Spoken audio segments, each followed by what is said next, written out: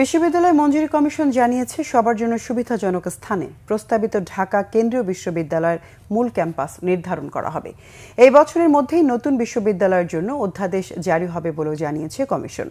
সচিবালয়, শিক্ষা মন্ত্রণালয় ও বিশ্ববিদ্যালয় মঞ্জুরি কমিশনের যৌথ সংবাদ সম্মেলনে জানানো হয়, ঢাকা মহানগরীর সরকারি ৭ কলেজের জন্য প্রস্তাবিত ঢাকা কেন্দ্রীয় বিশ্ববিদ্যালয়ের 40% ক্লাস হবে অনলাইনে আর বাকি 60% ক্লাস হবে সশরীরে।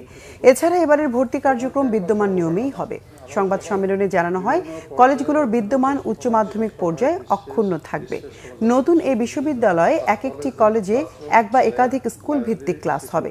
7টি কলেজকে 4টি স্কুলে বিভক্ত করে বিশ্ববিদ্যালয়ে পাঠদান ও গবেষণা কার্যক্রম পরিচালনা করার কথাও জানানো হয় সংবাদ সম্মেলনে। এর মধ্যে স্কুল অফ সায়েন্সের জন্য 3টি কলেজ, স্কুল অফ আর্টস ও স্কুল অফ বিজনেসের জন্য 2টি এবং স্কুল অফ ল অ্যান্ড জাস্টিসের জন্য 2টি কলেজ ক্যাম্পাস নির্ধারণ করা হয়েছে। Humanities, School of Business Studies, School of Law and Justice এই 4টি স্কুলে বিভক্ত করে প্রস্তাবিত বিশ্ববিদ্যালয়ে পাঠদান ও গবেষণা কার্যক্রম পরিচালনা করা হবে, যার প্রাতিষ্ঠানিক কাঠামো নিম্নরূপ।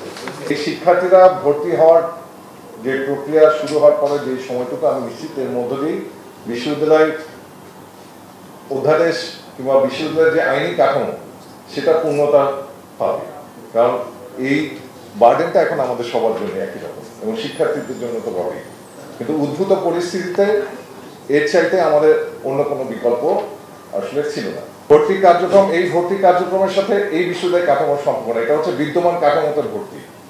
এই কাঠামোটা ভিন্ন কাঠামো, যখন বিশ্ববিদ্যালয় পূর্ণাঙ্গ রূপ পাবে তখন এই কাঠামোর আওতাভুক্ত হয়ে যাবে। কিন্তু আপাতত যেহেতু স্টুডেন্টরা ভর্তি হয়ে গেছে, আমাকে বিদ্যমান কাঠামোতে রেখেই তার শিক্ষা কার্যক্রমটা শেষ করতে হচ্ছে।